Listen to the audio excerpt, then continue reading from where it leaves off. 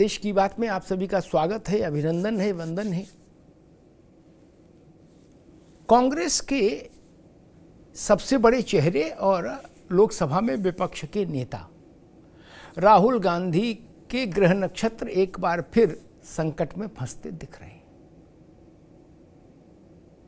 उनके खिलाफ एफआईआर दर्ज हुई है और गंभीर धाराओं में एफआईआर हुई है। वो धाराएं ऐसी हैं कि अगर उनमें सजा हो किसी व्यक्ति को और वो जनप्रतिनिधि हो तो उसकी सदस्यता भी चली जाए।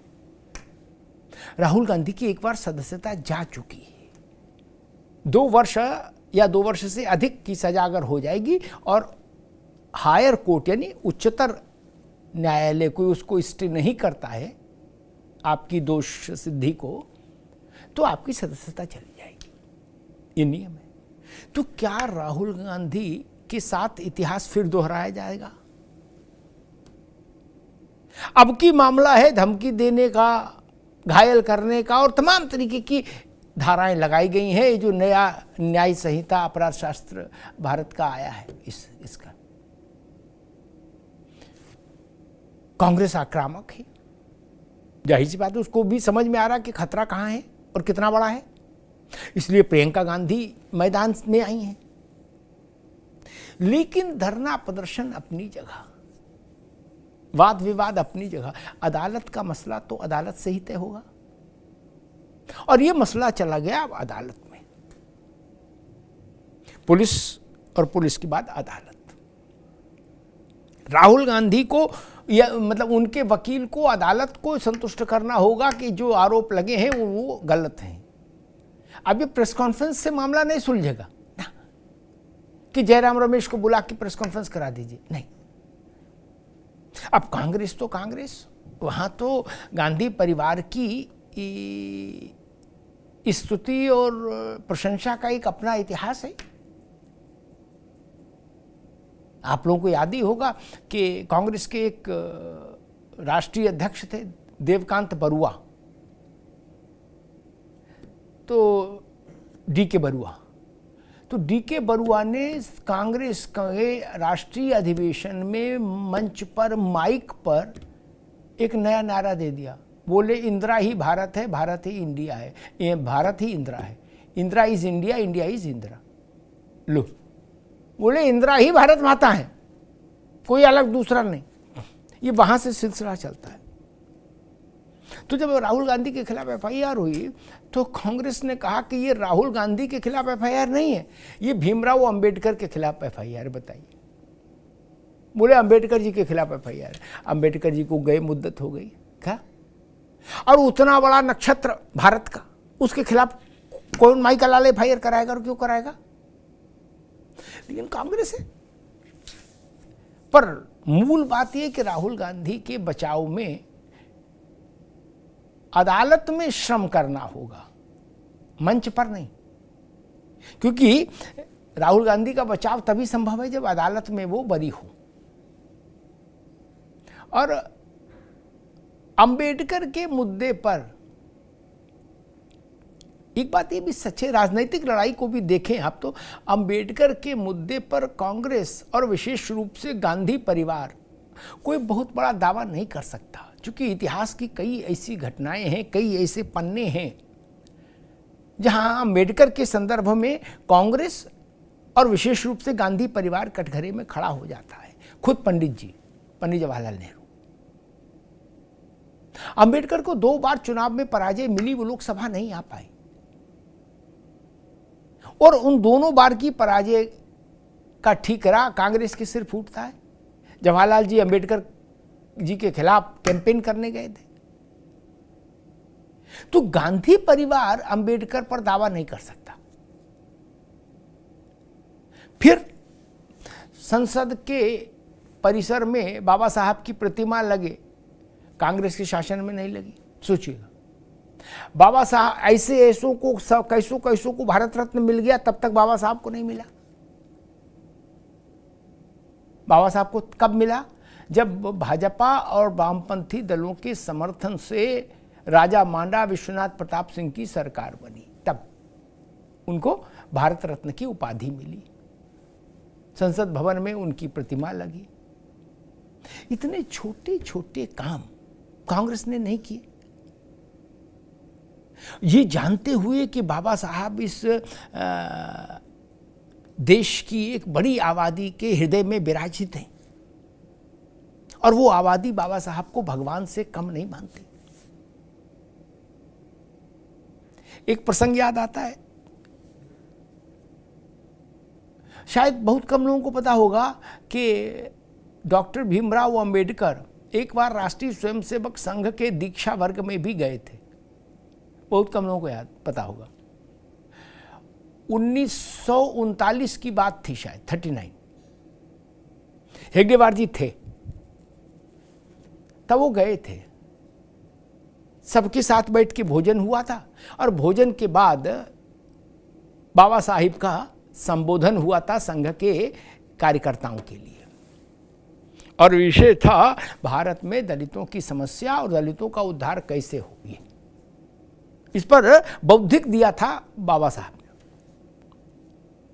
1969 में बाबा साहब 69 में बाबा साहब की स्मृति में एक विशेषांक निकला एक पत्रिका का। उसमें उस समय के सरसंघ चालक गुरुजी यानी सदाशिवराव गोलवरकर, उनसे आग्रह किया गया कि आप भी बाबा साहब पर कोई संस्मरण या कुछ स्मृति लेख टाइप लिख के दीजिए।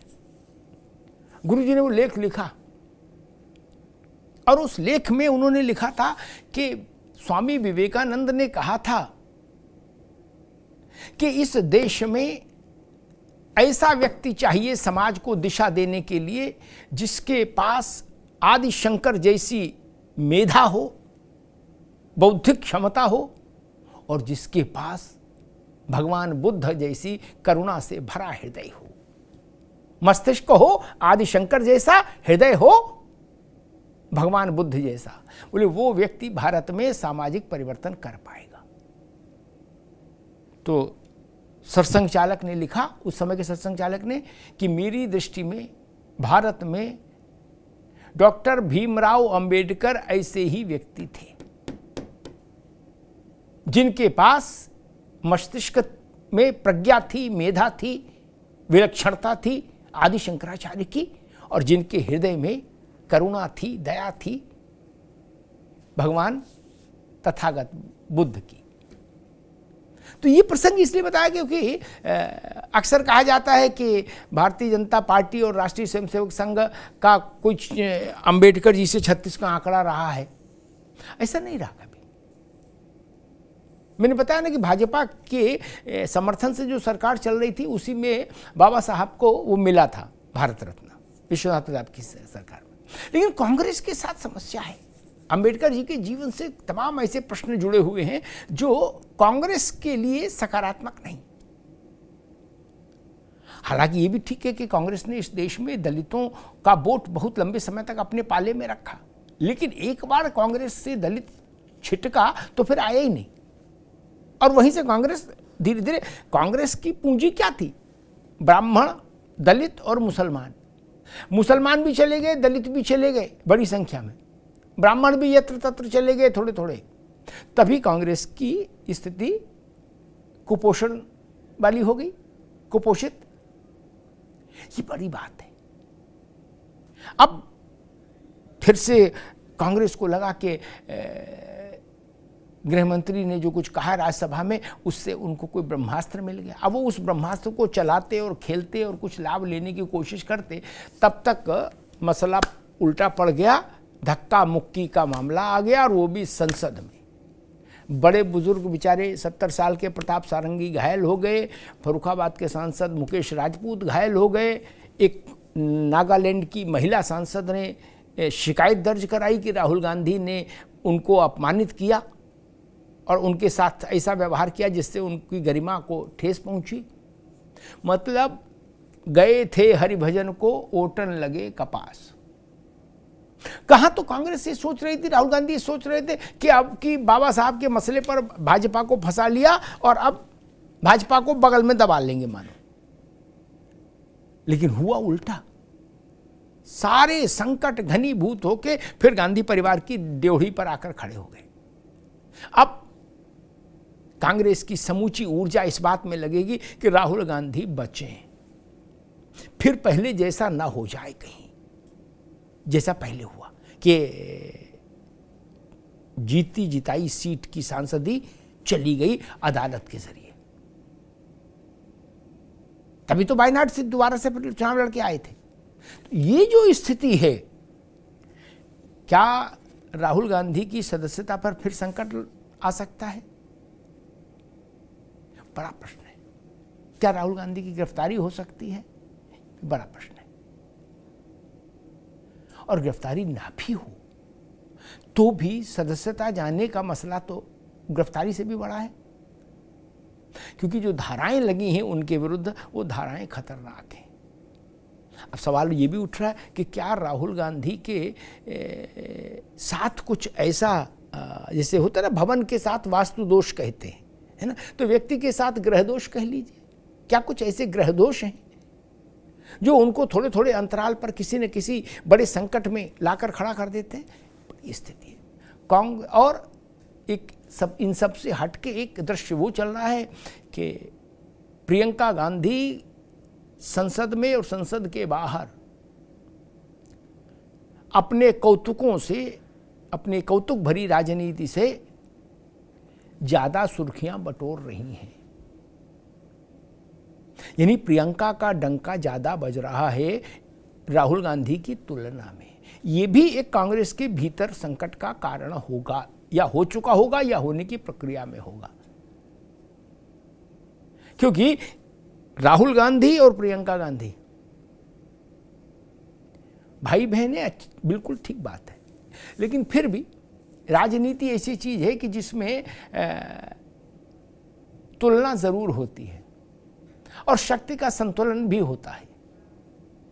प्रियंका गांधी का भी एक कैंप है और राहुल गांधी का एक कैंप है, ऐसा कांग्रेस के बहुत सारे उन नेताओं ने कहा जिन्होंने कांग्रेस छोड़ी। वो बड़े कद के नेताओं ने कहा कि कांग्रेस में खेमे हैं, खांचे हैं, पड़ाव हैं। प्रियंका गांधी का अलग है, राहुल गांधी का अलग है, सोनिया जी के साथ पुराने लोगों की एक कोटरी या कहिए टीम कहिए वो अलग है। तो वो भी एक संकट बढ़ रहा है।